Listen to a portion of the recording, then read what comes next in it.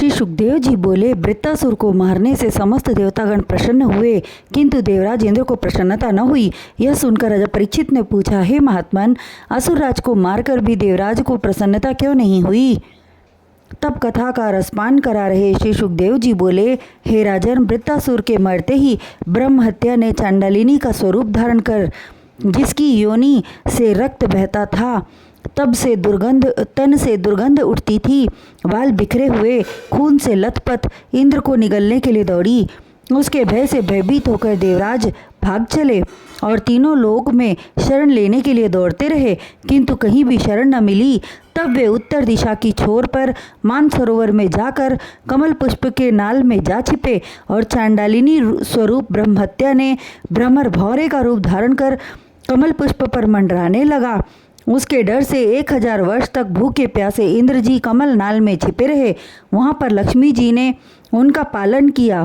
उधर इंद्रासन सूना रहने से ऋषि मुनियों ने राजा नहुष को इंद्रासन का राज्य देने का विचार करके राजा नहुष के सन्मुख प्रस्ताव रखे। ऋषियों के वचन सुनकर वे बोले, मैं देवलोक में राज्य करने योग्य नहीं हूँ। तब ऋषियों ने कहा कि हम लोग तुम्हें अपने शुभ कर्मों द्वारा सामर्थ्य प्रदान करेंगे। राजा नहुष ने तब जाकर इंद्रासन स्वीकार किया, किंतु कुछ काल के पश्चात वे इंद्राणी सची पर आसक्त हो गए और कहने लगे, हे इंद्राणी, इस समय इंद्रासन पर मैं विराजमान हूँ, अतः तुम मेरी सेवा में क्यों नहीं रहती? इंद्राणी पतिव्रता थी।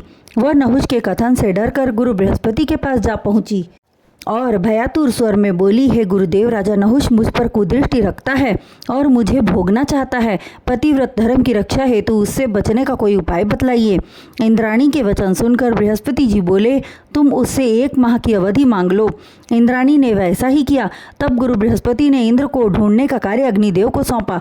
उन्होंने वापस जाकर ब्रह्म हत्या के डर से मानसरोवर तालाब में छिपे इंद्रदेव का वृत्तांत बृहस्पति जी को बतलाया। इंद्र का समाचार मिलने पर अवधि के दिन समाप्त हो चुके थे।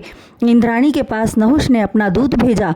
तब वह बृहस्पति जी के समझाने के अनुसार दूत से बोली, हे दूत, तुम राजा नहुष से जाकर कहो कि 100 राजसूय एवं अश्वमेध यज्ञ करने के पश्चात मनुष्य इंद्रासन का अधिकारी होता है, किंतु उसने एक भी यज्ञ नहीं किया। इसलिए सुखपाल अर्थात पालकी में बैठकर मुझे लेने आए और वह पालकी उठाने वाले ऋषि मुनि एवं ब्राह्मण हो।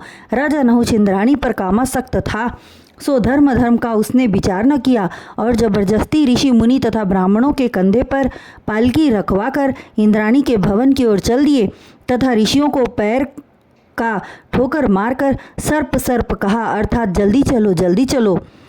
उसका अधर्मपूर्ण कार्य देखकर ऋषिवरों एवं ब्राह्मणों ने क्रोधित होकर श्राप दे दिया। अरे मूर्ख, तू ऋषियों से सेवा लेता है और सर्प कहता है, इसलिए तू सर्प हो जा। ऋषियों के श्राप से वह सर्प होकर पृथ्वी पर गिर गया और इंद्राणी का धर्म बच गया। तब बृहस्पति जी मानसरोवर पर जाकर इंद्र से कहने लगे, हे देवराज, अब तुम बाहर निकल आओ। तब इंद्रदेव बोले, हे गुरुदेव, मैं ब्रह्म हत्या के डर से बाहर नहीं निकल सकता। इंद्रदेव के वचन सुनकर बृहस्पति जी कहने लगे कि तुम उसकी चिंता मत करो। यज्ञ करने से भगवान बड़े बड़े पापों से मुक्त कर देते हैं, अतः तुम भी अश्वमेध यज्ञ करके ब्रह्म हत्या के पाप से मुक्त हो जाओगे।